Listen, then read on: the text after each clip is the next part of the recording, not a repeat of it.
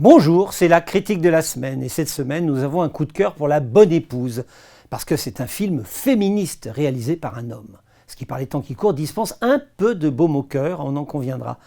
Cela étant dit, à y regarder de plus près, ce n'est pas de la part du signataire de Séraphine un credo opportuniste, notre homme n'ayant eu de cesse de parler des femmes.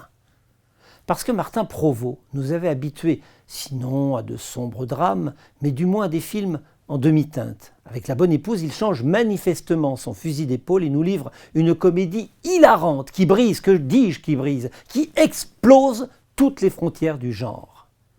Parce que le vent de folie que le film soulève apporte de l'air frais dans un cinéma trop souvent confiné, quitte à en heurter certains qui peut-être trouveront les ficelles un peu grosses, mais qu'importe, s'il nous permet au contact de ce film inspiré d'inspirer à notre tour.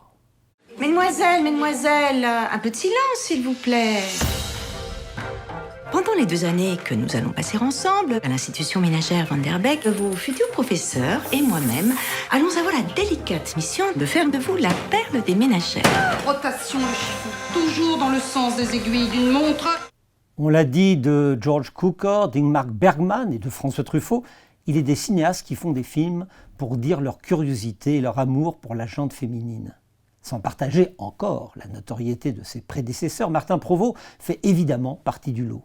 On se souvient du Ventre de Juliette, dans lequel une jeune fille décidait de faire un bébé toute seule, de Séraphine, superbe évocation de Séraphine de Senlis, saisie par le désir inexpugnable de peindre, de Violette, portrait tout en nuances de Violette Leduc, écrivaine à fleur de peau et amie de Simone de Beauvoir, et plus récemment de Sage-femme, qui explorait la relation intime entre une mère et sa fille, incarnée pour la circonstance par Catherine Deneuve et Catherine Fro. La bonne épouse est avant tout la compagne de son mari, ce qui suppose oubli de soi et une bonne humeur. Arrête! Robert! Il étouffe! Tapez-lui dans le dos! 24 ans de vie commune. C'est quoi ça? C'est des lacs d'huissier. Je peux entrer? Nous sommes ruinés. La Bonne Épouse est évidemment un titre ironique, puisque le film dénonce la place que la société a accordée aux femmes pendant bien longtemps, celle de n'être que l'ombre des hommes qu'elles avaient un jour eu l'idée d'épouser. Le film a choisi de nous montrer les coulisses d'une école pour jeunes filles, où les cours sont tous orientés dans une même direction, l'objectif étant que les élèves sortent avec leur diplôme de ménagère idéale.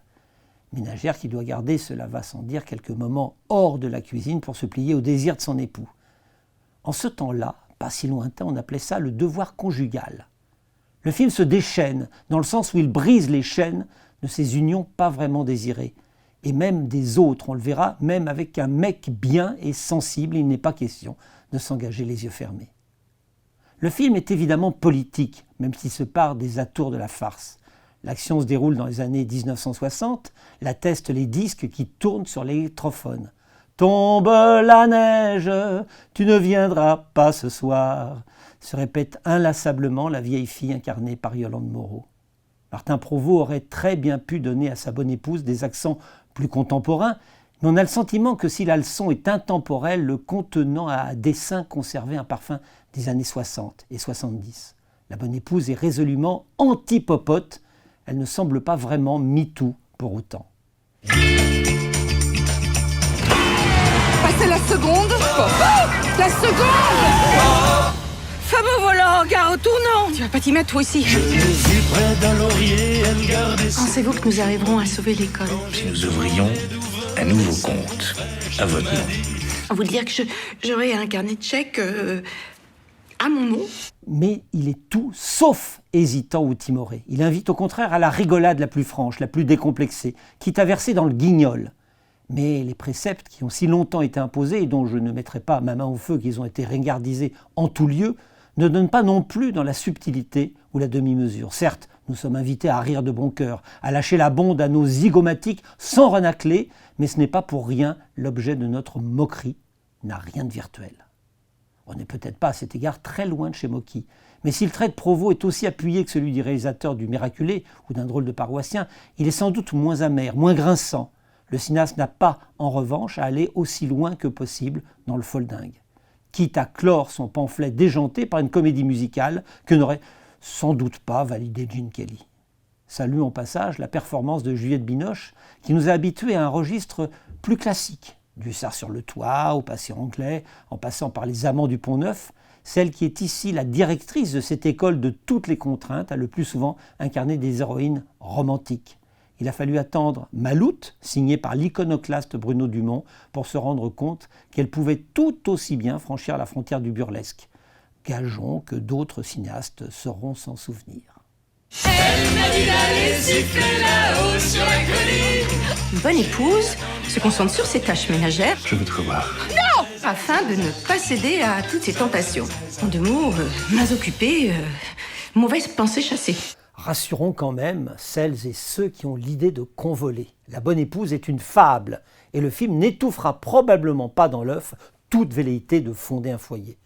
Nous n'avons d'ailleurs pas le sentiment d'être dans un environnement réaliste qui doit davantage au décor du petit Nicolas qu'aux images que nous avons conservées des Swindling 60s. Mais c'est justement là que se situe l'intelligence du film qui utilise ce cadre connoté pour mieux le subvertir. Libre sur la forme autant que sur le fond, La Bonne Épouse est un film jouissif.